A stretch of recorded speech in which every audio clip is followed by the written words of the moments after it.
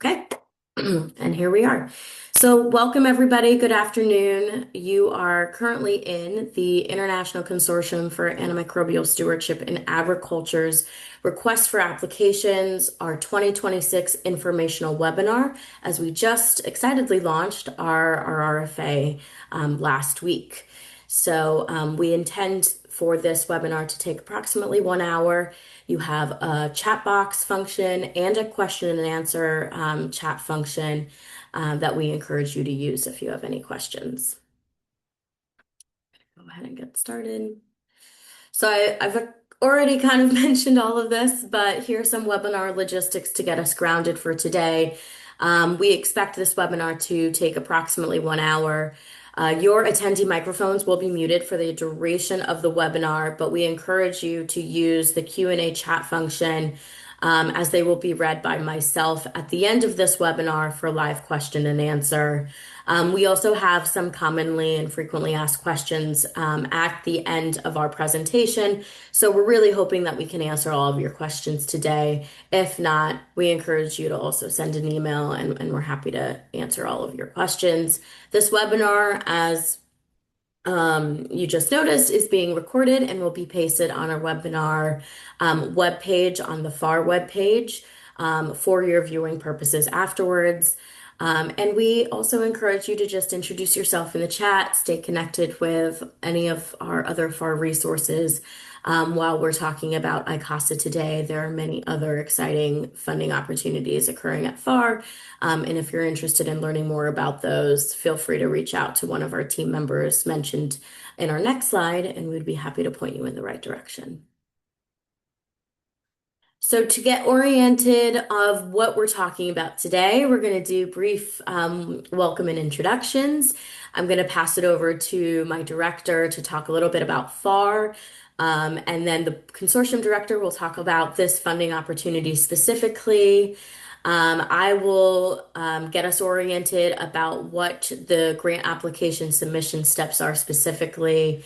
We're going to answer your questions and then answer your questions at the end. And then we're going to close for the day. So meet the team. We're so pleased to be with you this afternoon. My name is Nikki Dutta. I'm a scientific program officer here on our Cultivating Thriving Production Systems team, which is specifically our animal productions team, where I sit specifically within our animal productions team. I'm pleased to be joined, I actually see them all on screen, by my colleagues, Dr. Miriam Martin Lavallee, Scientific Program Manager, and the ICASA Consortium Director for this program. Our supervisor, Dr. Jasmine Bruno, Scientific Program Director for the entire research portfolio. And then Lauren Hershey, our Director of Strategic Partnerships. Strategic Partnerships. So if you have any partner or future collaboration questions, feel free to point those questions to her. Magda Galindo, our Director of Grants Management's team, does a mighty job helping all potential and current awardees with all questions that they have. Thank you, Magda and the grants team. And then last but finally not least, Michelle Olgers, who is our comms officer and manages everything for our animal systems production team. So really happy to have you all here. They are online. So if you have any questions related to grants management, communications, or partnerships and development, we will have the appropriate person get back to you and respond. Without further ado, I'm going to pass it over to Dr. Bruno to talk a little bit about FAR. Thank you. Great. Thank you, Nikki. So FAR, or the Foundation for Food and Agriculture, was established in 2014 in the Farm Bill with this aim of connecting funders, researchers, producers to pioneer ag research to address our most critical ag and food systems challenges. Next slide, Nikki.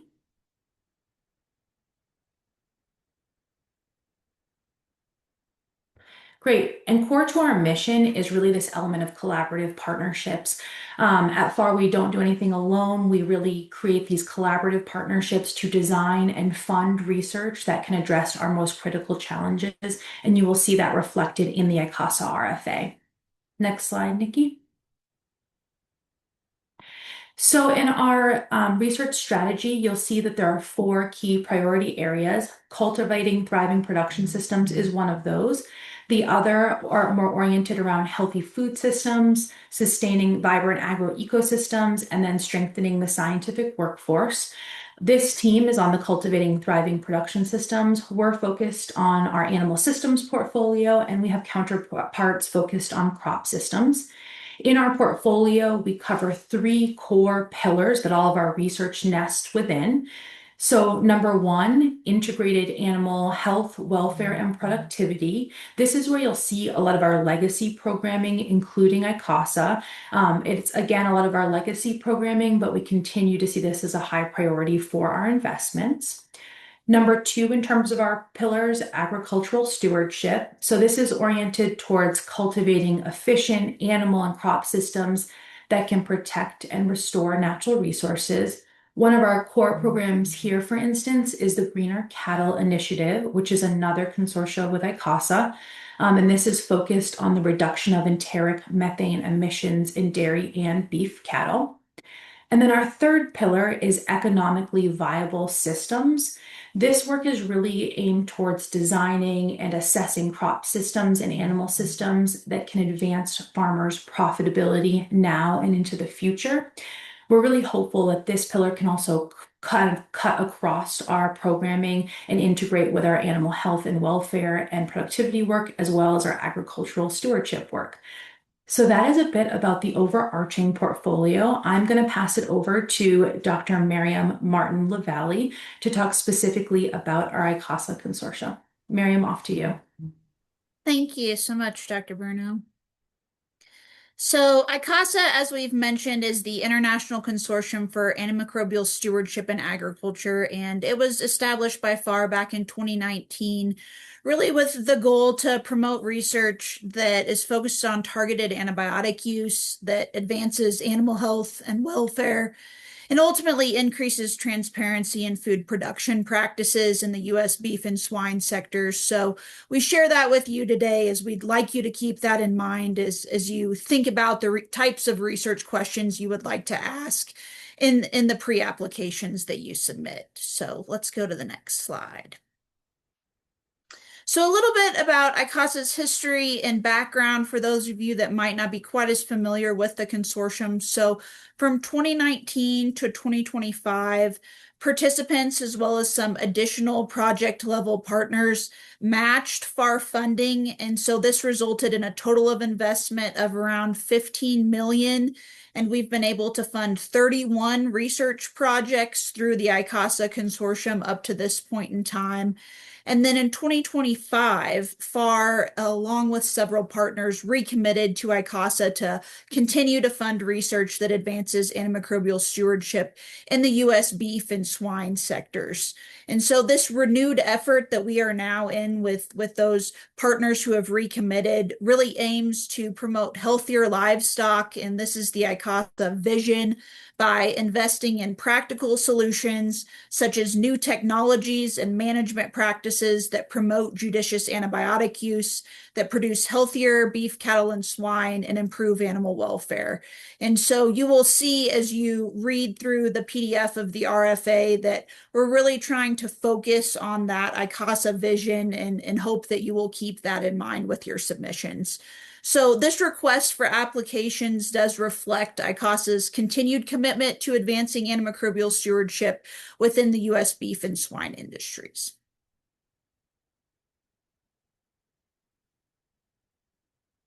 We can go to the next slide. So just want to share with you all who the renewing 2025 to 2030 ICASA participants are.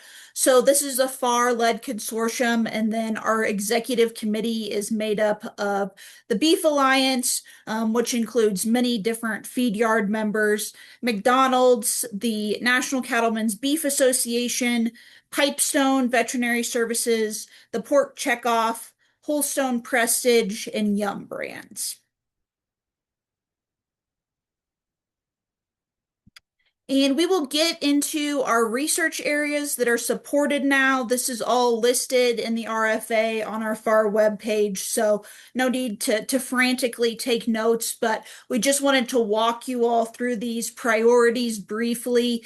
We do have some specific beef sector and swine sector priorities, so we'll walk through those first. So for beef sector priorities, we have advancing immune response to infectious disease, and you will see that a lot of the language that we have written throughout the RFA reads that may include but are not limited to. So we ask that you take notice of that. Secondly, to examine genomic strategies for disease. And then thirdly, to examine production and management systems. And we list a lot of different segments of production that we have an interest in there and are really interested in some research that crosses some of those different segments of production. So hope that you will consider that. Let's go to the next slide. So these are our swine sector specific priorities. So some of you may be aware that the National Pork Board has recently released their National Swine Health Strategy initiatives. And so we encourage you to take a look at that strategy if you have an interest specifically in writing a pre-app that addresses one of the swine sector priorities. And this is really focused on addressing research gaps in antimicrobial stewardship to reduce the impact of domestic disease. So we would put an emphasis on that, including enteric bacterial pathogens, as well as disease prevalence that drives antibiotic use. Secondly, a priority is characterizing antibiotic use in the U.S. swine herd. And then finally, developing and evaluating strategies to improve adoption of antimicrobial stewardship practices across different stakeholder groups.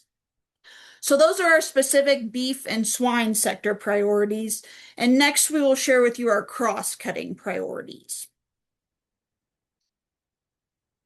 So our cross-cutting priorities are to examine system-level drivers of antimicrobial stewardship across animal agriculture.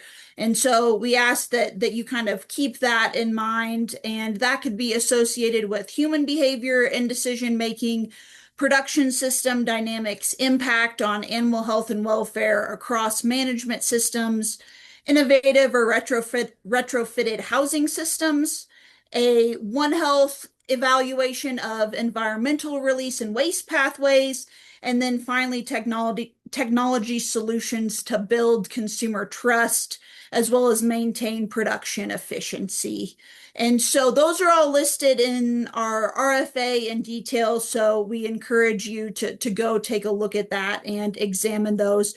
We understand that some of your research questions are likely going to cut across multiple of these priorities, and that's just fine if you end up identifying multiple priorities that they speak to or just one specifically. So we're happy to answer any questions in the Q&A about our research areas that are supported if you have them. And we'll do some live Q&A at the end of the call. So we will move on from here to the next slide. So we will get into what is highly encouraged next, and we ask that in order for your pre-applications to be as competitive as possible, that you really take into consideration some of these bullet points that we highly encourage. So the first being collaboration that demonstrates industry partnerships. That's something that's really important to the ICASA consortium and something that we would like to see associated with these research questions.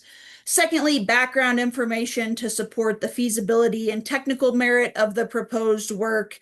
And as we talk about the scoring, as we move forward, there's a little bit more additional detail about what we mean about feasibility and technical merit in the RFA, so you have a good understanding of kind of what we mean there. Thirdly, clear strategies for translating innovations from controlled environments into real-world scalable U.S. beef or swine production systems. So really looking for that translational element of how these solutions can be applied in real-world beef and swine production systems. And that's something that the consortium participants really value. Fourth, some additional project components that we would like you all to consider. And this may mean collaborating with another investigator or another institution in order to add one of these project components. But a few examples of those would be an economic analysis related to the proposed research question, animal welfare implications of the proposed research question, thinking about the environmental impacts and or the relevance to structural industry changes associated with the industry over time. So thinking about how the beef industry and how the swine industry have changed in the US over time and making sure that your research question is relevant to those structural industry changes. So happy to answer any questions related to that. I know that some of those project components are pretty broad, but we just wanted to give you some examples of what those additional components might look like. And then finally, dissemination plans. And those can look like a lot of different things. Maybe that's a commercialization strategy, a plan for knowledge sharing, or more outreach and extension type efforts, depending on what your research question is. But we would really like to see some dissemination plans at the end of your project for how you're going to share that knowledge or commercialize that product, for example. Next slide. So we'll briefly cover eligibility. This is laid out pretty well in the RFA, and we're happy to answer questions about this. So all domestic as well as international higher education institutions, whether nonprofit and for-profit organizations, as well as U.S. government affiliated research agencies are all eligible. Multiple applications from the same institution are allowed. Any individuals with the skills, knowledge, resources necessary to perform the proposed research as a PI may apply through their home institution or organization. A documented funding risk assessment will be conducted before any potential award can be made to selected startup companies. And so if you meet FAR's definition of being a startup company, we do want you to be aware of that eligibility requirement. And then finally, the proposed research should be relevant to the US beef or swine industries. Next slide. So this is some general award information for you all. This is all listed in the RFA. So happy to answer any questions about this you all may have. Individual awards will range from 100 to 500,000 in ICASA funds that can be requested, and then those are to be supplemented by the required matching funds. A maximum of 15% of total direct costs may be used for indirect cost, and that is outlined in FAR's IDC policy. And then projects should have a planned duration that ranges between 18 and 36 months. And project start dates can range starting about a year from now, so May to October of 2027. Next slide. And then we would like to share a little bit about match information with you, and we'll give you an example here. So match contributions must be equal to at least 40% of the total project budget. So an example will be if you have a total project budget of $750,000, we would request matching funds of at least $300,000 as a requirement, and then $450,000 could be requested of ICASA funds. So up to 60% of ICASA funds, and then at least 40% being matching funds of that total project budget. Matching funds must come from an entity other than the US federal government. And Lauren just dropped our applicant policies and guidelines into the chat. So if you would specifically like to take a look at our match guidelines, we would encourage you to do that. At least 50% of matching funds must be a cash match per FAR's definition of what cash is, and the remainder may be an in-kind match per FAR's definition of what we would consider in-kind. And so, like I mentioned, the matching guidelines can give you some more detailed information about cash versus in-kind match. And applicants that demonstrate strong partnerships by matching from external sources outside the applicant institutions are encouraged.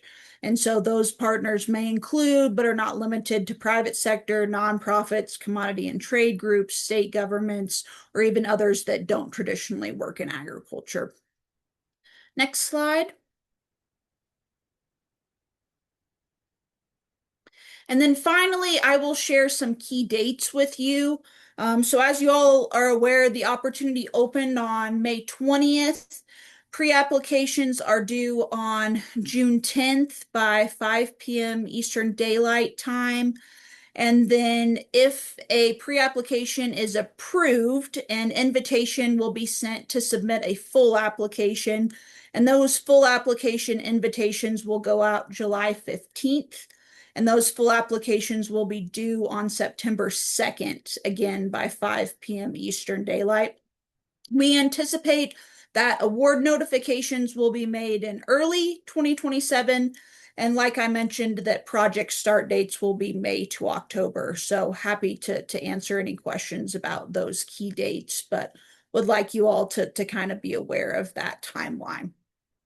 So with that, I will hand it back over to Dr. Bruno to talk us through the application process. Great, thank you.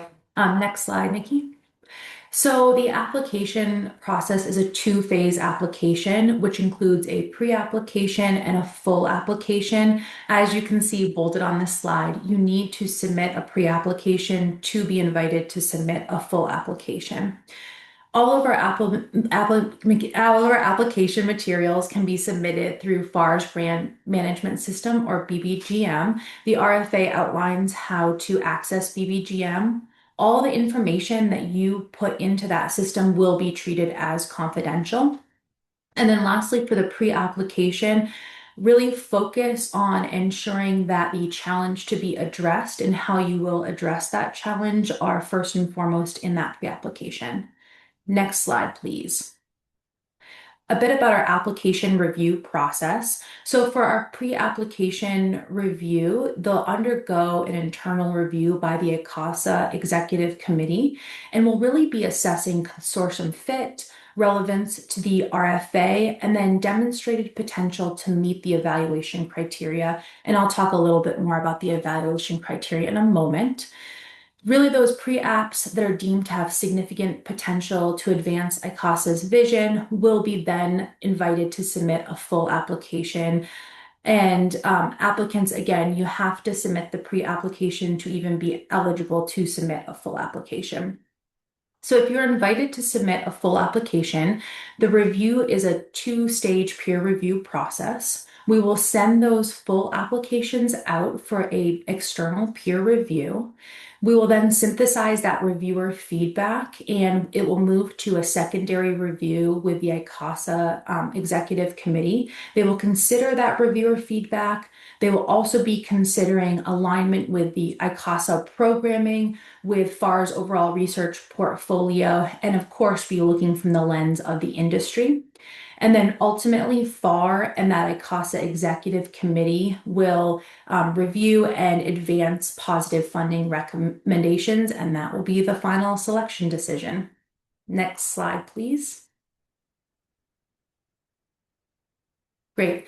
So for our evaluation criteria, please keep these front of mind when you are drafting your pre-applications and applications. There are much more detail for each of these in the RFA, so please review all of the sub-questions under these. But we have 4 evaluation criteria: relevance, novelty, and innovation, technical merit and feasibility, anticipated outcomes and impacts, and then partnerships. So I'll highlight that technical merit and feasibility carries the greatest weighting. So you'll see that in the RFA. So really emphasizing that applicants need to provide a realistic and really well thought out and supported work plan in their applications. You'll see that our next most high weighted criteria is impact. It really matters for the ICASA consortium and for our broader work at FAR. So really ensure that you have measurable outcomes for the areas that you are looking to advance. I want to also point out that next comes partnerships, which account for 20% of the evaluation criteria score. And this really highlights ICASA and FAR's emphasis on collaboration across industry, academia, producers. So please put your partnership work forward. And then fourth, you'll see the novel criteria. And I like to say here, please just articulate how your work will be novel, really how it will advance the space beyond the existing approaches. Next slide, please. So here I'll just quickly talk about the full application. So again, you need to submit the pre-application and be invited for a full application. But I think it's helpful to look at what is asked in the full application so that you're aware that at this stage, you'll of course have all of the top information, which you'll expect: organization information, contact information, the application information itself. But then we start to develop full budget details. Really, the match information is needed to be secured at that point. You'll see that in the required attachments, you will need the matching funds contribution letters at this stage. You'll need an intellectual property management plan, organizational assurances. You will also see in the required attachments that you'll need an element of current and pending support. You'll need a Gantt chart. So you will speak to your activities and your outputs, but really that required attachment of the Gantt charts will have those fully outlined. And then of course your references and your PI and key personnel. If at this stage you're invited for a full application, I strongly encourage you to look at all of these attachments and the components because some of them are common areas where applicants really need to plan ahead, such as the budget form or the matching contribution letters. So please look at those right when you're invited and make sure you're putting the proper plans in place. Also, please review all of the required templates in full.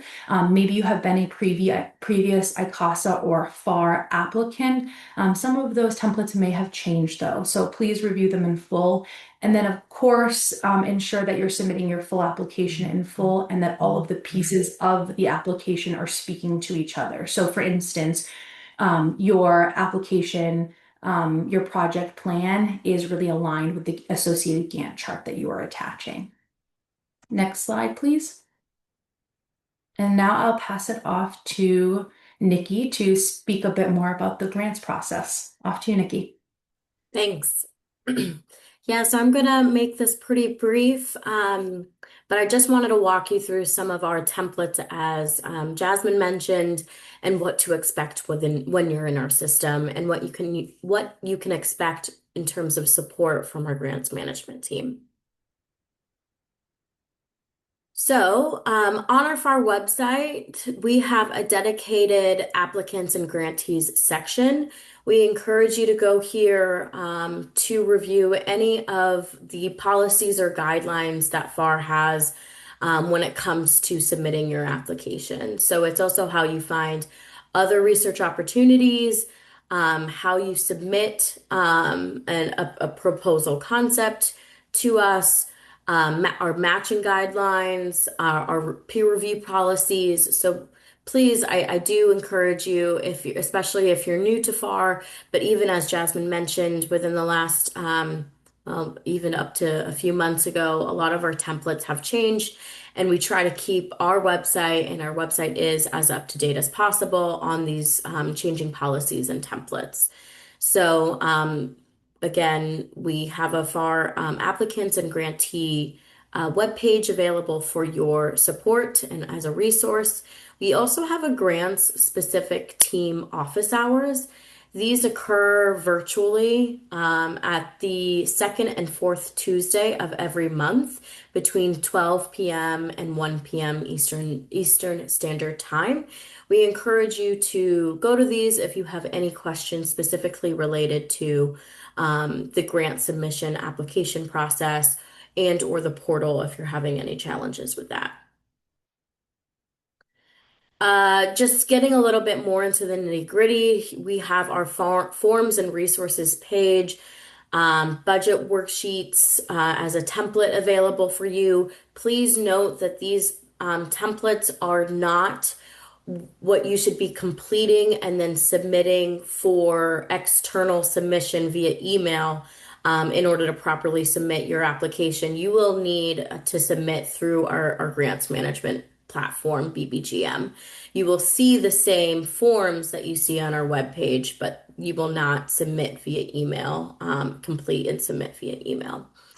There's also a sample grant agreement, some biogeographical sketch guidelines, and our intent to form required forms once and if you get to that stage. Policies and guidelines, I think again, the webpage was dropped in our chat link, but I wanted to turn your attention specifically to these three policies that we have, and these are the intellectual property policy, our indirect cost policy, and our matching funding policy. So again, I'm not going to read this language here. It's up and available here on our slide and also on our webpage.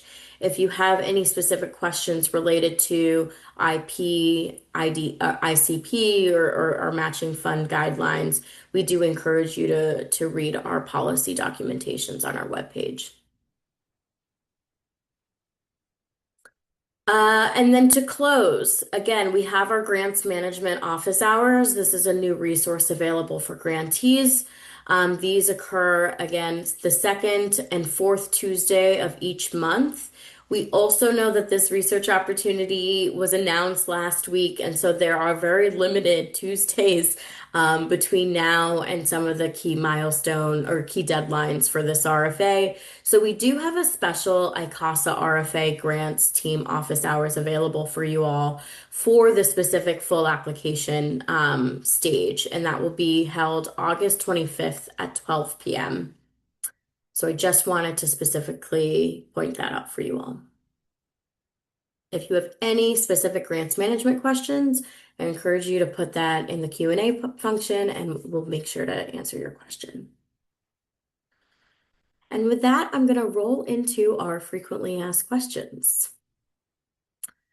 So the first one is, can one institution submit more than one application?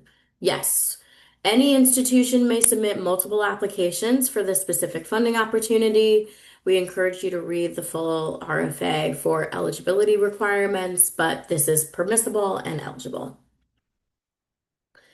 Do I have to secure match funds before applying? So this specific research opportunity, we are requiring of at least 40% of the total budget request are required for this funding opportunity. These funds will be marked or selected within the pre-application as secured, in discussion, or potential at the time of the pre-application. So you don't need them necessarily secured, but we encourage you to have those discussions prior to applying. And they must be certified with a match certification letter at the time of the full proposal submission. These match certification funds are then recertified at the grant agreement stage and then annually before each payment disbursement, if this is a multi-year opportunity, which in most cases it will be. According to our fire matching guidelines, at least 50% of the match must be cash, but 50% may also be in kind. We also have pretty clear language on what counts as in-kind opportunities and what counts as cash. And we encourage you to read that on our matching funding opportunities policy document. What is the policy on indirect costs? Up to 15% of the total direct costs may be used for indirect costs. So up to 15%. I will read specific language because it has changed. So any additional match is subject to FAR's IDC policy, and up to 15% of the total award must be used for these indirect costs. FAR's IDC allotment is not an IDC rate. So FAR's indirect cost allotment is not an indirect cost rate, but rather it's applied to the total modified direct costs. So it is a overall allotment from the total funds requested, or otherwise known as our total project costs. This means that 85% of the total funds must go directly to the proposed research that's in the application. Again, if you have any specific questions related to our indirect cost policy, we encourage you to look at our policies and guidelines language. I'm not sure if my research idea is the right fit. What should I do? Well, you're in the right place, first and foremost. We encourage you to put those questions in the Q&A function, but we also encourage you to review the ICASA vision and mission statements and the RFA research priorities that were just outlined by Miriam. We also encourage you to review the standard criteria used to evaluate all FAR programming. If you have any further questions, feel free to send us an email. We have a ICASA team inbox at icasa@foundationfar.org. I have more grant related questions. What should I do? So you can contact our grants management team directly at grants@foundationfar.org. Or, as I mentioned before, we do have these office hours where they facilitate and answer your questions directly. We have a member of our grants management team host that, so they will be able to directly walk through any questions that you may have when it comes to budget templates, when it comes to application sections, when it comes to BBGM directly, the grants management profile. There are grant expertise. So there are grant experts, so they're happy to answer your questions. And then last but not least, I will conclude today's presentation by just thanking you again for joining us and learning more about the ICASA RFA opportunity. This recorded webinar will be posted on our webpage within the next few days. But if you have any questions related to the online submission system or any of the associate grants or budget templates, we encourage you to reach out to our grants team at grants@foundationfar.org. Or if you have any general questions about ICASA and the RFA priorities listed within the RFA, you can reach out to the ICASA team at icasa@foundationfar.org. With that, I'm going to move to live Q&A. Thank you so much. So the first question, Miriam, I'm going to direct this to you, is does beef include dairy cattle? Yeah, so this is a great question. Thank you all for asking this. And I see that you have asked this about a couple of different species sectors. So I want to walk you all through this. So specifically for dairy, you will notice in our cross-cutting priorities that dairy is called out a couple of different times. So if your research question has to do with one of those specific stated priorities, check, it's within scope. We would welcome a pre-application about that research question. We also received a question about aquaculture. If you have something that is only within the scope of aquaculture and is not cross-cutting across other species, that would not be within the scope of this RFA. But if you have a research question that addresses aquaculture, poultry, beef, swine, and dairy, maybe, for example, it would absolutely be within scope. So take a look at those research priorities and see if something is specifically called out, which there are a few dairy call-outs, and then obviously the beef and swine call-outs, and then take a look at that cross-cutting priorities specific part of the RFA and see if you have a research question that is cross-cutting across different sectors of animal agriculture. And if it is something that is, for example, across poultry and swine, then we would absolutely be interested in that and would welcome that as within scope. So hopefully that answers your question. If you have any follow-ups about that, let us know. Thank you, Miriam. Along the same lines, would new methods for antimicrobial susceptibility testing be of interest? Specifically, we are developing methods to determine AST in an hour, which can be on-site or lab-based. Could you take a stab at that as well? Yes. So the question can absolutely be within scope. Think about what sectors you can apply it to. So, if that is going to be a test that would be cross-cutting across animal agriculture, check. Yes, it's within scope. If that's something that would apply to the beef or swine sectors, yes, it's within scope. If that's something that only is going to be a test in the poultry sector, no, it probably wouldn't be within scope. But from what you have shared with us just about the question, yes, it absolutely has potential to be within scope for this RFA. Thank you. And then, Miriam, you're welcome to answer this. It could also be to Magda or Jasmine. But how many, these are more process related questions when it comes to the RFA. How many pre-proposals will be selected for the full application? How many proposals may be funded? Any questions around, any clarity around that would be helpful. Yeah, so that is also a great question. So you will see that is not listed in the RFA because there is not a given amount of pre-proposals or full proposals that we have predetermined are going to be selected. And the reason that is because of how the ICASA consortium is set up. So the executive participants, so that slide that we showed you with the different participating organizations in ICASA, we'll take a look at the pre-applications and we'll see which pre-applications they have an interest in putting some ICASA funds towards. And so that will determine how many pre-applications we invite then. So that is not a predetermined number.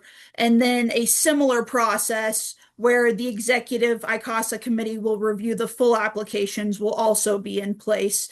And so there is not a predetermined number for pre-proposals or for full proposals that will be invited. And if anyone else would like to add to that response, feel free.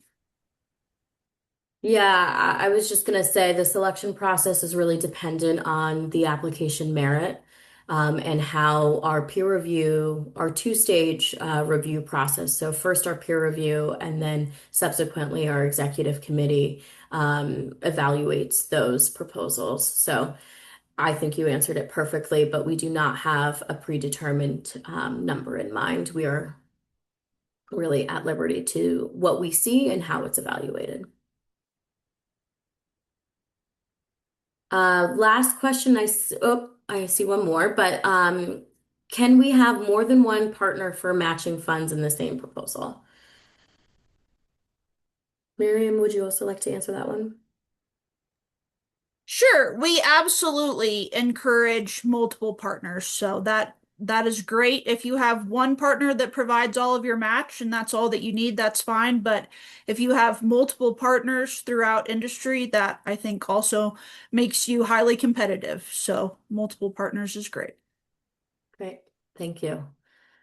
Lauren, I would love for you to answer this question, but it seems like we have a collaborative relationship with Cyro in Australia and would love their matching project funds. Would this be considered a eligible cash match? Yes, but I would say please feel free to reach out to us to better articulate what they're looking to provide in terms of their contribution. Yeah. Thanks.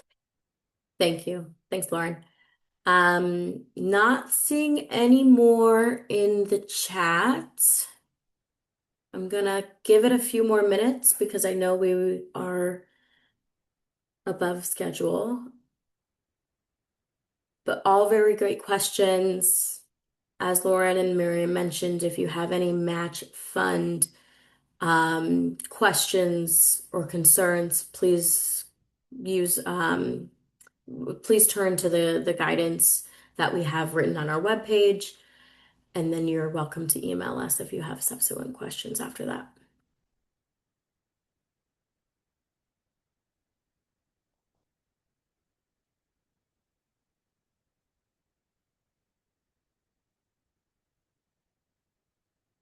Okay. Well, with that, I want to once again thank you all for attending today's 2026 ICASA RFA webinar. We really, really appreciate your time and attention around this new research funding opportunity. This webinar will be posted on our ICASA RFA webpage. And if you have any questions related to, again, any of our grant application templates, our system, or budget, we encourage you to reach out directly to our grants management team at grants@foundationfar.org.